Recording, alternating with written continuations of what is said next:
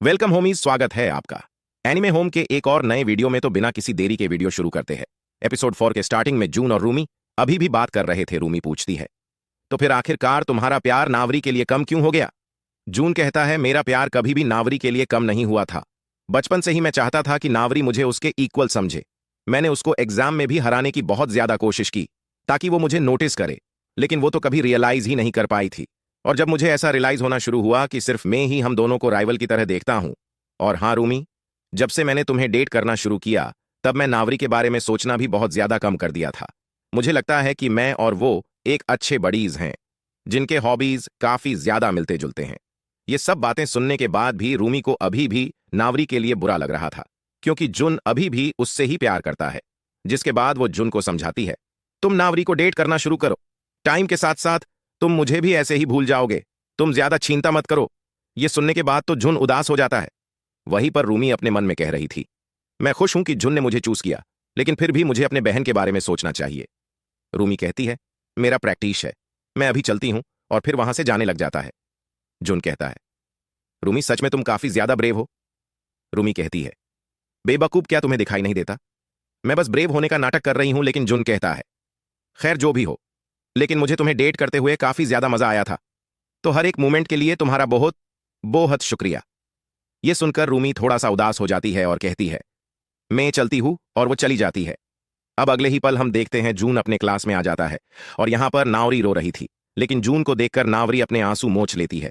और ये देखकर जून इस बार में पूछता है, जिसमें नावरी झूठ कहती है, तुम्हारा दोस्त मुझसे गंदे गंदे बातें कर रहा था, कह रहा था कि वो मेरे चंगू मंगू देखना चाहता है। ये सुनकर तो जून का दोस्त गुस्सा हो जाता है और कहता है, तुम झूठ मत बोलो, मैंने ये सब कब कहा?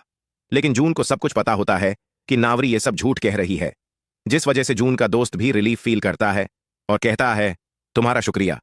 मुझ पर विश्वास करने के लिए। पीछे से नावरी गुस्सा होकर कहती है, जून तुम इस घटना को इतने लाइटली नहीं ले सकते। जिसमें जून पूछता है, तो फिर तुम ही कहो कि आखिरकार तुम क्यों रो रही थी? नावरी कहती है, मेरे आंखों में बस धूल चली गई थी और कुछ नहीं। जिसके बाद नावरी जून के दोस्त को कुछ देकर वहां से चली जाती है।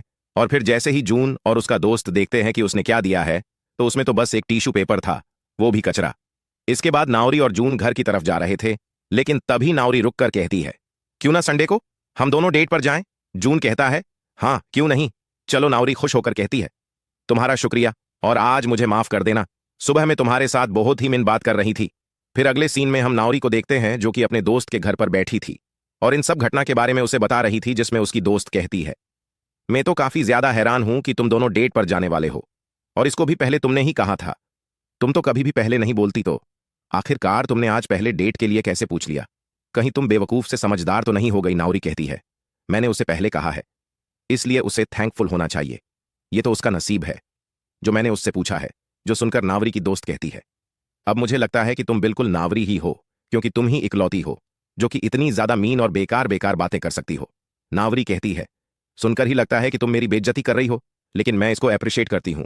नावरी की दोस्त कहती है, तुम तो काफी ज्यादा स्मार्ट हो, नॉलेजेबल हो, तुम्हें डेट में जरूर मजा आएगा। नावरी कहती है, लेकिन किसी ने कहा है कि नॉलेजेबल और स्मार्ट गर्ल लड़कों को ज्यादा पसंद नहीं है। उसकी दोस्त कहती है, तुम सिर्फ नॉलेजेबल और स्मार्ट ही नहीं, तुम काफी ज्यादा खूबसूरत भी हो। नावरी पूछती है, क्या मैं सच में खूबसूरत हूं?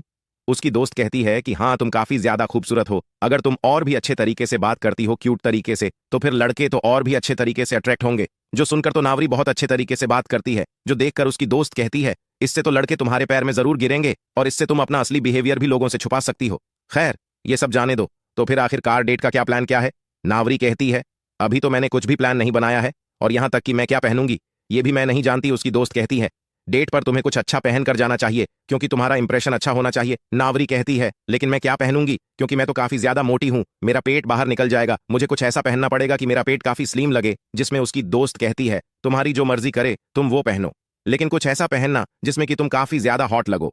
अब अगले सीन में नावरी अकेले टीवी देख रही थी और तभी वहां पर पानी पीने के लिए रूमी आती है।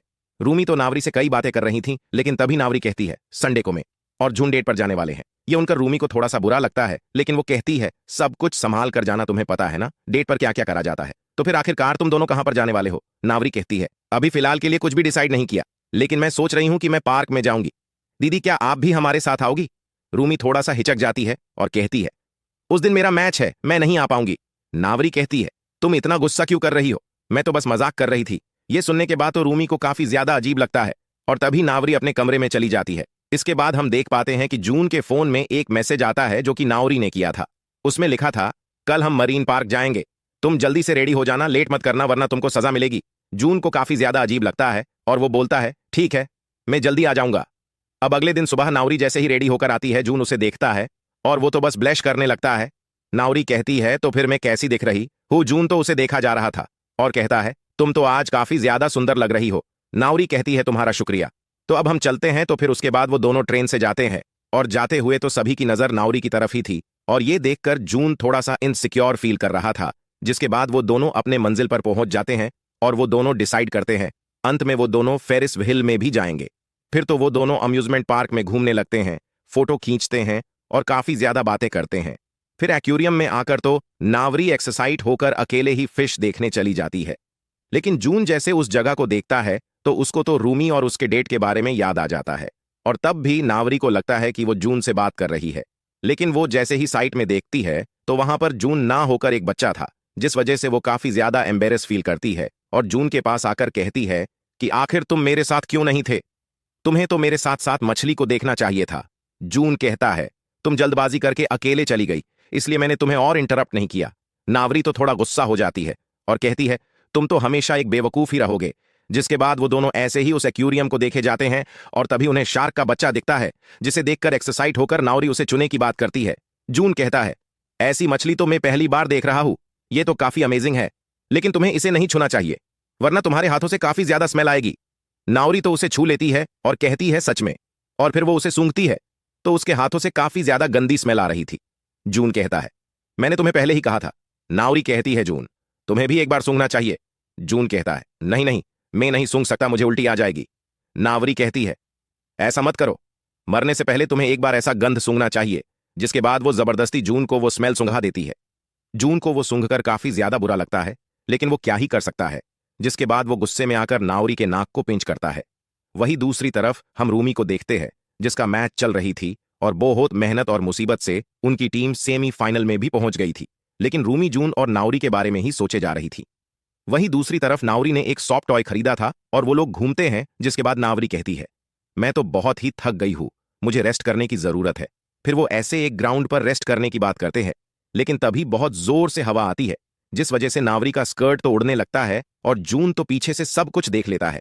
नावरी शर्म के मारे बैठ जाती है और फिर कहती है, क्या तुमने कुछ देखा? सच बताना।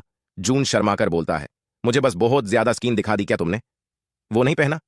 नावरी एम्ब्रिश होकर कहती है, मैंने वो पहना है, मैंने अपना पैंट जरूर पहना है। जून कहता है, मुझे माफ करना, मैंने तो बस तुम्हारा तरबूजी देखा है।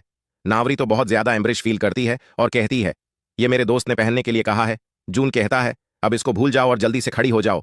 नावरी कहती है, क्या तुमने सब कुछ देख लिया? क्या घर जाकर तुम इसके बारे में सोचोगे? जून शौक होकर कहता है, तुम अपनी बकवास बंद करोगी? नावरी कहती है, जून तुम एक नंबर के ठरकी हो। और फिर वो आगे जाने लगती है। इसके बाद फिर से हम रूमी को देख पाते हैं, जहां पर उनका मैच खत्म हो गया था और फिर उसकी दोस्त बैठकर बात कर रहे थे। उसकी दोस्त उससे पूछती हैं, आखिरकार तुम इतनी ज्यादा खोई खोई से क्यों लग रही हो?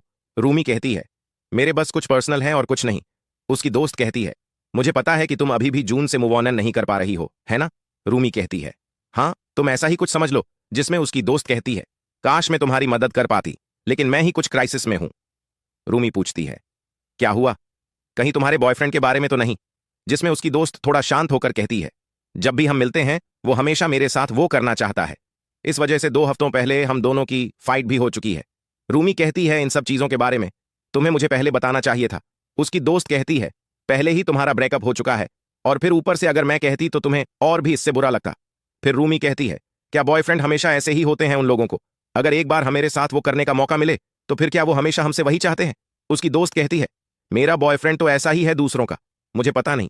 सुनकर रूमी थोड़ा सा उदास हो जाती है। उसकी दोस्त कहती है, मुझे पता है कि रूमी तुम क्या सोच रही हो, तुम जरूर जून के बारे में सोच रही हो। और फिर वो और भी कुछ बोलने वाली थी, लेकिन तभी रूमी उसका मुंह बंद कर देती है और कहती है, और कुछ मत कहना। जिसके बाद हम फिर जून और नावरी को देखते हैं, जो कि फेरिस व्हील में बैठकर नजारा देख रहे थे। अब अगले सीन में जून अपने घर पर होता है और नावरी को मैसेज करता है, मेरे पास एक बहुत अच्छी मूवी है, क्या कल तुम मेरे यहां आकर देखना चाहोगी? सिर्फ मूवी ही ना, तुम मेरे साथ कुछ और तो नहीं करोगे ना? जून कहता है, नहीं नहीं, मैं तो बस मूवी देखना चाहता हूं। नावरी हां लिख देती है। अब अगले पल हम वो दोनों को देखते हैं जो कि वही मूवी देख रहे थे। उसके बाद वो कमरे में बुक पढ़ रहे होते हैं। तभी नावरी जून को खिंचकर अपने ऊपर सुला देती है। जून कहता है, आखिर तुम ये क्या कर रही हो? वो हटने की कोशिश करता है, लेकिन फिर नावरी उसके ऊपर चढ़ जाती है और कहती है, अब बंद करो। उसके बाद वो अपने चंगू मंगू को जून के मुंह पर रफ करना शुरू कर देती है। जून कहता है, मैं सांस नहीं ले पा रहा हूं, ऐसा मत करो नावरी। तो फिर उसको सीधा किस कर देती है। जून कहता है, क्या तुम वो करना चाहती हो नावरी? हाँ कहती है। जिसके बाद जून दोबारा किस करने वाला ही था, लेकिन तभी उसको अपने एक पास्ट की बात याद आती है, जहां पर वो और रूमी जब डेट कर रहे थे तो वो दोनों भी वो करने वाले थे। लेकिन रूमी कह रही थी, मुझे माफ करना, मैं अभी तक इसके लिए रेडी नहीं हूं। जिसके बाद जून को बुरा लगता है। वो और कहता है, मैं ये नहीं कर सकता। नावरी कहती है, तुम अगर वेट करना चाहते हो तो कर सकते हो, तुम मेरे साथ जो चाहो वो कर सकते हो। जून कहता है, मुझे पता है कि हम दोनों डेट कर रही हैं, लेकिन फिर भी नावरी थोड़ा सा सीरियस होकर कहती है, लेकिन मेरे मुताबिक हम दोनों डेट नहीं कर रहे हैं। और यहीं पर एपिसोड 4 खत्म होता है। तो दोस्तों, अगर इसका अगला एपिसोड चाहते हैं तो कमेंट करके जरूर बताइए, और मैं मेरे वॉइस में कब से डालना शुरू करूं वो भी बता दीजिए। चलिए चलता हूं, bye bye, tata sayonara, good night, good day.